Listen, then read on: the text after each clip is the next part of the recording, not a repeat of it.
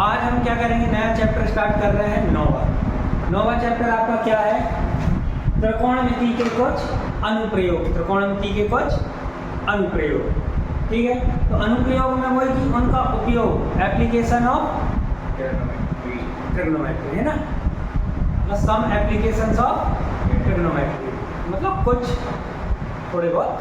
तो यहाँ पे अपन ने ट्रिग्नोमेट्री जब सीखी तो क्या मिला, एक ही ट्रायंगल मिला हमें, राइट एंगल। तो यहाँ पे भी हमें राइट एंगल जैसा ही मिलेगा। इसमें जहाँ भी बात होगी तो एक सीधी लाइनों वाली बात होगी, ये मत सोचना कि यार ढलान है या कुछ है, ये सब कुछ या दूसरा कोई कोण बन रहा है, वो उस पर दिमाग नहीं लगाएंगे हम। अब जैसे मान लो बेसिक में अपन ये कहें कि ये बिल्डिंग की हाइट कितनी है, कहाँ से देख रहे हैं, कितने एंगल से देख पा रहे हैं, तो उनसे हम हाइट अपन फाइंड कैलकुलेट कर सकते हैं। तो वही चीज़ यहाँ पे मिलेगी आपको। तो यहाँ पे त्रिकोणमिति के अनुपात जो हमने पढ़े थे लास्ट क्लास में, 8 पार्ट की स्टार्टिंग में, वही उपयोग है। और आपकी सारणी जो है त्रिकोणमिति सारणी, वो उपयोग। आपका सवाल क्या है 9.1 का, है ना।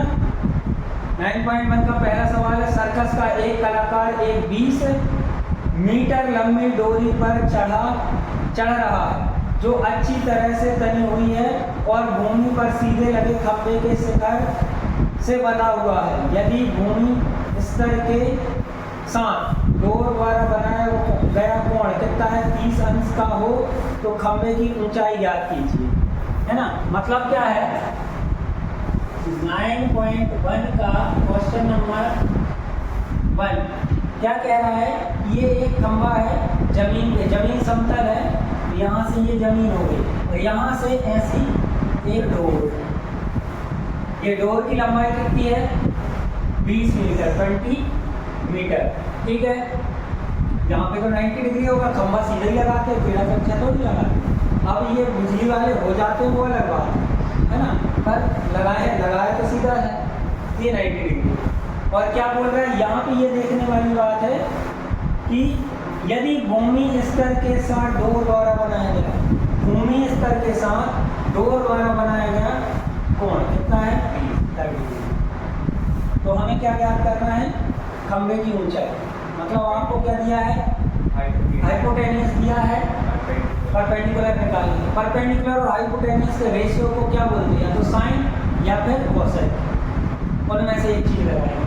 वही हम करेंगे, क्या दिया है, क्या दिया है, डोर, इसको ए, इसको बी और इसको सी दे दिया। डोर ए सी की लंबाई कितनी दी है 20 मीटर, कोण सी बराबर कितना दिया है 30 डिग्री, कोण 30 दिया है, तो हम क्या ले लेंगे साइन 30 बराबर, साइन क्या होता है परपेंडिकुलर अपॉन हाइपोटेन्यूज। साइन 30 बराबर परपेंडिकुलर कितना है ए बी, हाइपोटेन्यूज कितना है ए सी। वैल्यू पुट कर दो, साइन 30 की वैल्यू कितनी होती है,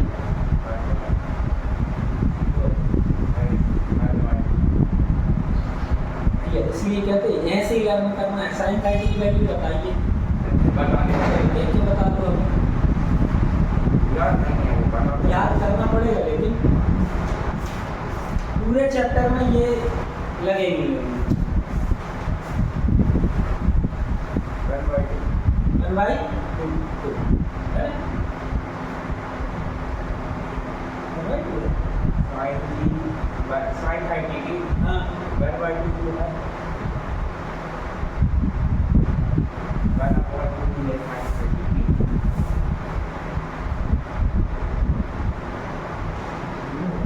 4 से डिवाइड कर रहा है, सॉरी कंफ्यूजन हो गया। तो साइन 30 की वैल्यू कितनी 1/2 है ना। और ए बी नहीं पता, हमें फाइंड करना है, ए सी कितना है 20।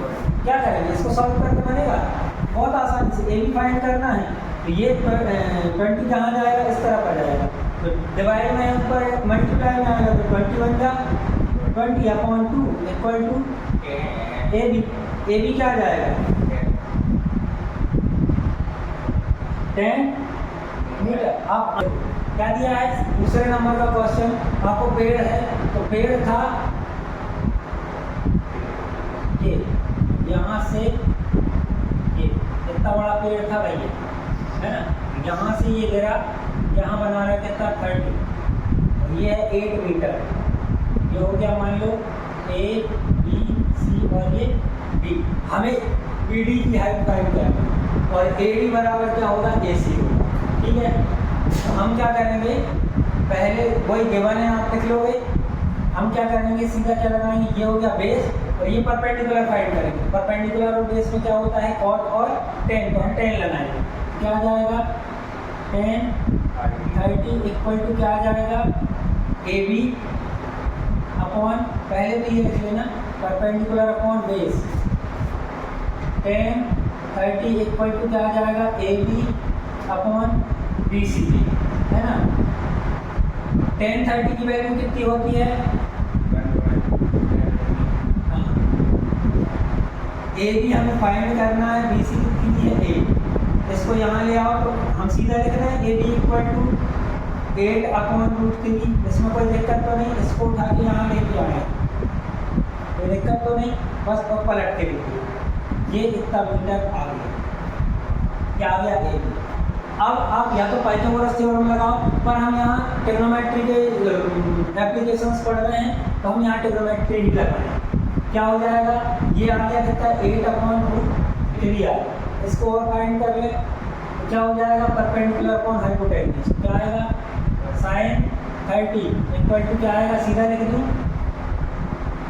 AB अपॉन AC फाइंड करना है, ये कितना हो जाएगा 1/2 इक्वल टू ये कितना आएगा 8 अपॉन √3 और ये AC को हम यहीं लिख दें, AC कोई दिक्कत, ये लिख दिया।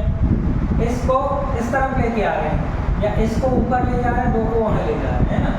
AC यहाँ आएगा तो ये आ जाएगा AC, टू उस तरफ जाएगा तो 8 2 जा 16 अपॉन, ठीक है, ये हो गया। हमें फाइंड क्या करना है BD, तो BD क्या होगा, BD equal to AB plus AC होगा, कितना आएगा 8 अपॉन √3 प्लस 16 अपॉन √3, कर दो LCM कितना आएगा √3 और ये कितना आएगा 24। अब आंसर ये है, पर आप क्या आंसर शीट में ये नहीं मिलेगा, क्यों नहीं मिलेगा कि रूट वाले नंबर को हम नीचे डिनोमिनेटर में नहीं लिखते हैं, तो इसका क्या करेंगे रैशनलाइज कर देंगे, इसका इससे मल्टीप्लाई होगा कितना आएगा 24√3, इनका मल्टीप्लाई होगा तो 3 आएगा, 3 बन जा 3 3 8 जा क्या आ जाएगा 8√3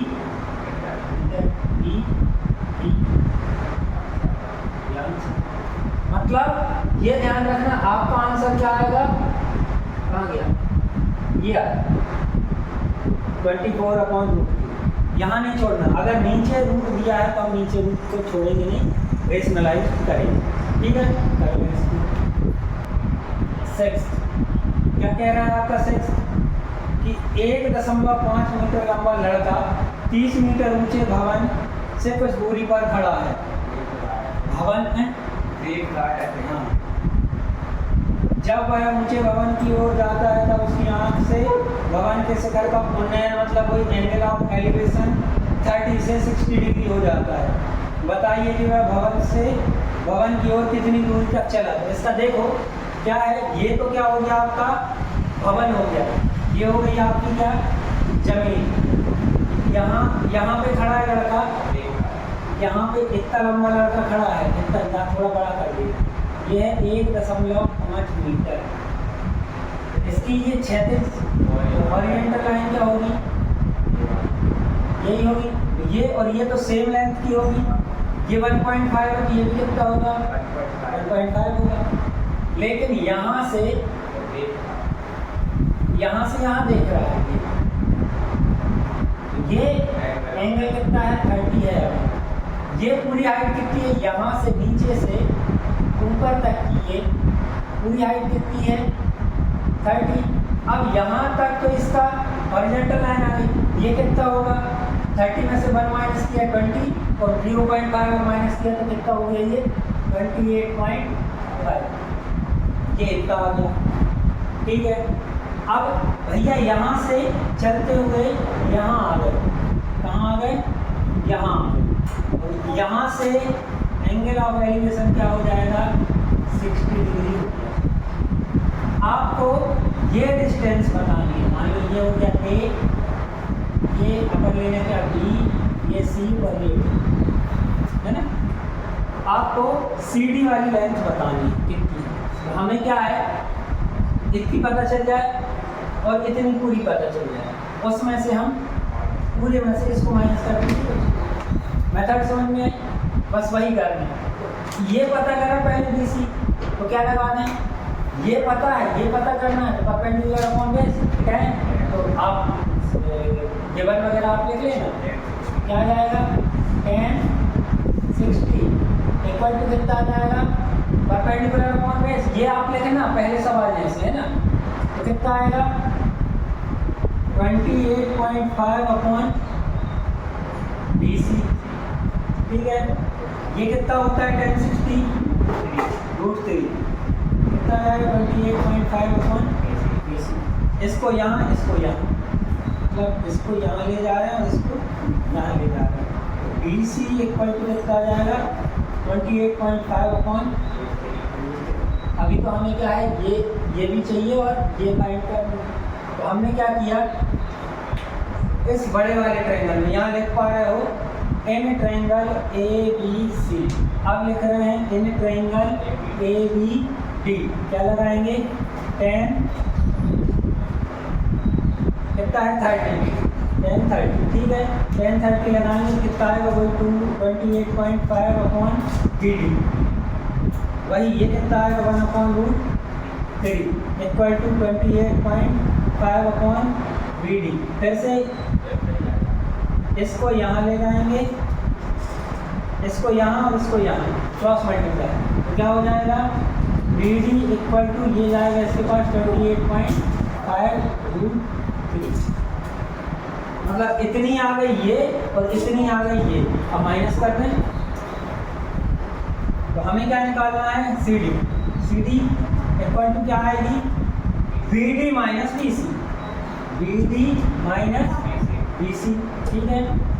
तो CD फाइंड करनी, BD कितनी है 28.5 √3 माइनस 28.5 अपॉन √3, इसको सॉल्व भी तो करना है, क्या आ जाएगा एलसीएम आ जाएगा √3 का ऊपर मल्टीप्लाई होगा तो कितना आएगा 28.5 मल्टीप्लाई बाय 3 हो जाएगा, यहाँ पे तो माइनस में 28.5 ही आएगा।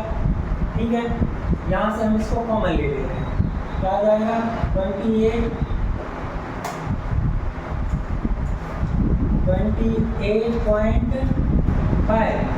और ये आ जाएगा कितना 3 माइनस 1, ठीक है, और अपॉन में √3 का क्या कर देना रेशनलाइज, तो ये कितना आएगा 28.5 इंटू 2 अपॉन √3, इसका मल्टीप्लाई करके करेंगे अपन 0, यह जाएगा कितना 16 17 का 7 1 करेंगे 2 का 4 का 57 अपॉन 2 3, हम क्या कर रहे हैं रेशनलाइज कर रहे हैं 57 √3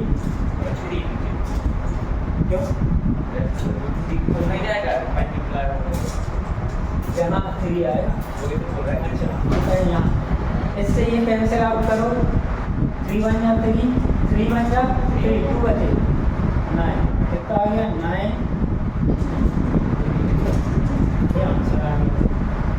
कहीं कुछ गड़बड़ होगी तो देख लेना, कैलकुलेशन में मिस्टेक हो तो देख लेना, शायद तक सही है। ठीक है।